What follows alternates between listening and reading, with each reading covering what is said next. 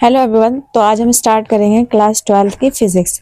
इससे पहले हम लोगों ने क्लास 12 की फिजिक्स में क्या देखा था कि क्लास 12 की फिजिक्स में हम लोगों ने इससे पहले सेक्शन डी को सॉल्व करा था। सेक्शन डी में टोटल हमने बताया था 5 क्वेश्चंस है। तो उसमें 3 क्वेश्चन तो इसके पहले वाले वीडियो में सॉल्व करा दिए थे, इसमें ट्रांसफार्मर वाला क्वेश्चन था। उसके बाद इसके 2 क्वेश्चंस बचे थे, थोड़े लेंदी होने की वजह से उस वीडियो में ऐड नहीं करा था। तो आज उसी दोनों क्वेश्चंस को इस वीडियो में हम सॉल्व करेंगे। तो इसमें फर्स्ट वाला क्वेश्चन क्या है, इसमें फर्स्ट वाले क्वेश्चन में इंटरफेरेंस एंड डिफ्रैक्शन की डेफिनेशन को पूछा गया है और इंटरफेरेंस के लिए कौन कौन सी कंडीशन नेसेसरी है ये पूछा गया है इसमें। तो इंटरफेरेंस में क्या होता है, interference of light is the phenomena of the distribution of light intensity due to the superposition of two coherent light waves producing alternate bright and dark fringes। तो interference of light में क्या होता है, interference of light में एक coherent source को लेते हैं और उस कोहेरेंट सोर्स से क्या होता है, दो लाइट वेव्स को लेते हैं। जैसे यंग्स डबल स्लिट एक्सपेरिमेंट था, उसमें क्या करते थे, एक कोहेरेंट सोर्स को लेते थे, देन एक स्लिट लेते थे, उसके बीच में 2 होल्स करते थे, जिससे क्या होता है कोहेरेंट सोर्स की जो लाइट्स थी वो क्या होती थी, 2 हो जाती थी वेव्स। और जब वो दोनों वेव्स एक दूसरे से कंबाइन करती थी तो क्या होता था, एक न्यू वेव बनती थी। अब उस न्यू वेव में क्या होता था, एनर्जी का रीडिस्ट्रीब्यूशन होता था। एनर्जी के रीडिस्ट्रीब्यूशन से क्या होता था, जो फ्रिंजेस बनती थी, मतलब एक पैटर्न बनता था लाइट एंड डार्क फ्रिंजेस का, और जिससे क्या होता था, हमें लाइट एंड डार्क फ्रिंजेस मिलती थी, एक लाइट एंड डार्क फ्रिंजेस का पैटर्न बनता था। तो उसी पैटर्न को दिखाने के लिए क्या करा गया था, यंग्स डबल स्लिट एक्सपेरिमेंट का यूज करा गया था। तो यंग डबल स्लिट एक्सपेरिमेंट भी क्या है, इसके लिए इंपॉर्टेंट है। अगर आप इंटरफेरेंस पढ़ रहे हैं तो आपको यंग डबल स्लिट एक्सपेरिमेंट भी पढ़ना चाहिए। तो उसके बाद क्या दे रहा है, उसके बाद दे रहा है diffraction of light. Diffraction of light क्या है, is the bending of light waves around the edge of an obstacle or aperture when its size is comparable to the wavelength of light। अब डिफ्रैक्शन तो बहुत easy है। Diffraction को हम ऐसे समझ सकते हैं जैसे हम किसी रूम में बैठे हैं, अब उस रूम में क्या है, जैसे कोई लाइट है, लाइट ऑन है, तो लाइट ऑन होने की वजह से मानिए इसके नेक्स्ट वाले रूम में लाइट नहीं ऑन है, वो ऑफ है। तो इससे क्या होता है, अगर इस रूम में लाइट ऑन है तो जो डोर होता है, डोर से क्या होता है, लाइट्स बाहर की तरफ निकलती है। मतलब क्या होता है, फिर लाइट इस टाइप में बेंड होकर हमें दिखती है बाहर की तरफ, इस टाइप में बेंड होती है लाइट। तो इस टाइप में बेंड होने को हम लोग क्या बोलते हैं, डिफ्रैक्शन बोलते हैं। और डिफ्रैक्शन में क्या, एक ही वेव की नीड होती है, और इंटरफेरेंस में क्या होता है, 2 वेव्स की नीड होती है इंटरफेरेंस के पैटर्न को देखने के लिए। इंटरफेरेंस के पैटर्न में क्या होता है, जो फ्रिंजेस होती है वो लाइट डार्क करके इस पैटर्न में होती है।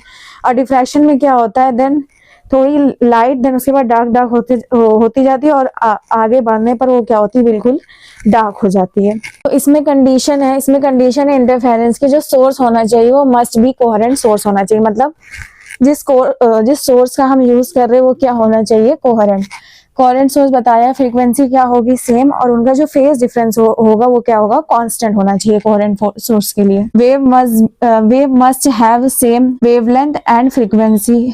A means amplitude should be nearly equal। इसके बाद 5th का ई क्वेश्चन है, मतलब ये वाला क्वेश्चन पूरा हो गया। इसमें आप अगर यंग डबल स्लिट एक्सपेरिमेंट पढ़ रहे तो और अच्छा है, उसमें फ्रिंजेस की लेंथ कैसे निकालते हैं ये सब आप देख लीजिए। उसके बाद यह establish the relation between resistance of arm of Wheatstone bridge in balance condition. अब हमें व्हीटस्टोन ब्रिज में जो रेजिस्टेंस की बैलेंस कंडीशन वाली डेरिवेशन थी हमें वो करनी पड़ेगी। यहाँ पे बैलेंस कंडीशन क्या थी, इसमें 4 रेजिस्टेंस होते थे। अब उसमें क्या होता था, जैसे 4 रेजिस्टेंस है P Q R S, तो उनका जो रेशियो होता था, एक साइड की तरफ के जो रेजिस्टेंस होते थे उनका रेशियो क्या होता था, इक्वल। अगर रेशियो इक्वल होगा तो क्या होता था, गैल्वेनोमीटर में कोई भी करंट पास नहीं होगा, और अगर रेशियो इक्वल नहीं होगा तो गैल्वेनोमीटर में क्या होता है, करंट पास होता है, जो कि क्या है, बैलेंस कंडीशन नहीं है, ये अनबैलेंस कंडीशन है। इसका डायग्राम कुछ इस टाइप में बनता है। ये रेजिस्टेंस है P और ये रेजिस्टेंस है Q, देन ये R एंड S। अब इसमें क्या हो रहा है, करंट आई जा रहा है, यहाँ पे 2 आर्म्स है इसके, तो यहाँ पे जो करंट हो जाएगा वो I1, और यहाँ पे जो करंट जाएगा वो क्या हो जाएगा, I2। फिर उसके बाद यहाँ गैल्वेनोमीटर लगा, इसके बाद जो करंट है इसको I3 नाम दिया है। I1 और I3 क्या है, दोनों इक्वल है, और I2 के बाद यही वाली जो आर्म है इसमें करंट कौन सा है, I4, और ये दोनों भी क्या है, I2 I4 इक्वल है। तो हम जानते हैं किरचॉफ लॉ से। किरचॉफ लॉ में क्या होता था, जो इस लूप में अगर हम क्लॉकवाइज ले या एंटी क्लॉकवाइज ले, अगर हम यहाँ पे क्लॉकवाइज ले, इस डायरेक्शन में ले, तो जिस डायरेक्शन मेरा एरो है उस डायरेक्शन में जो रेजिस्टेंस और करंट है उनका मल्टीपल किसके इक्वल होता है, ईएमएफ के इक्वल होता था, तो ईएमएफ यहाँ पे 0 है। इस लूप के लिए, ये फर्स्ट वाले लूप के लिए BAD के लिए यहाँ क्या है, ईएमएफ 0, क्योंकि यहाँ पे ईएमएफ है तो है नहीं। अब एरो की डायरेक्शन में होता था तो हम इसको प्लस के फॉर्म में लिखते हैं, एरो के अपोजिट डायरेक्शन में होता था तो इसे -I2R करके लिखते थे। किरचॉफ लॉ भी काफी इंपॉर्टेंट है बोर्ड्स के लिए, तो उसे भी आप तैयार कर ले। अगर वो तैयार कर लेंगे तो ये बहुत आसान समझ में आ जाएगा। तो ऐसे ही हम लोग क्या देखेंगे सेकंड लूप में, अगर इसमें हम इस टाइप में एरो बनाए तो इधर क्या है मेरा, ये I3 इस साइड है, मतलब ये एरो की डायरेक्शन में आया तो I3Q, और ये वाला एरो क्या, एरो के अपोजिट डायरेक्शन में, तो इसको -I4S लिखा हमने। इक्वल में क्या आ गया 0। अब इसको थोड़ा सा सॉल्व करा, I2R माइनस है उस साइड जाएगा तो प्लस का हो जाएगा। इसको सॉल्व करने के बाद ये कुछ 2 कंडीशंस बनी। इन दोनों कंडीशन में हमने क्या बताया था, I1 और I3 इक्वल है तो I1 I3 इक्वल करा दिया, I2 I4 भी क्या है एक दूसरे के इक्वल।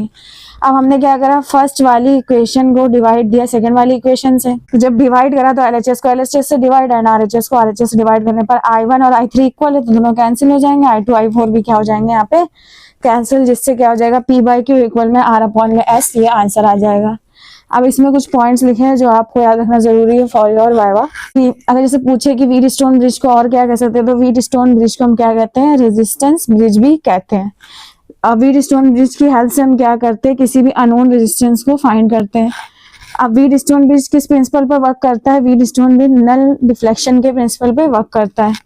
अब जब नो करंट फ्लोज इन गैल्वेनो, जब कोई करंट गैल्वेनोमीटर में फ्लो नहीं होगा तब ये क्या हो जाएगा, बैलेंस कंडीशन में।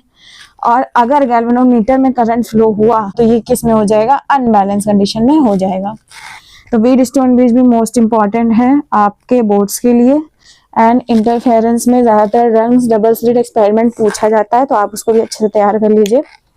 और इंटरफेरेंस डिफ्रैक्शन तो नॉर्मल है, वो आप ऐसे ही मुज़बानी याद रख सकते हैं। अब आपको ये दोनों क्वेश्चन समझ में आ गए होंगे। इसके बाद वाले लेक्चर्स में हम लोग देखेंगे PN junction diode as a rectifier, जो काफी इंपॉर्टेंट है आपके बोर्ड के लिए, वो भी आप अच्छे से तैयार कर लीजिएगा इसके नेक्स्ट वाली वीडियो को देख के। होप आपको ये दोनों क्वेश्चन समझ में आ गए होंगे। अगर नहीं समझ में आया तो आप कमेंट सेक्शन में पूछ सकते हैं। If you like them please subscribe and thank you for watching.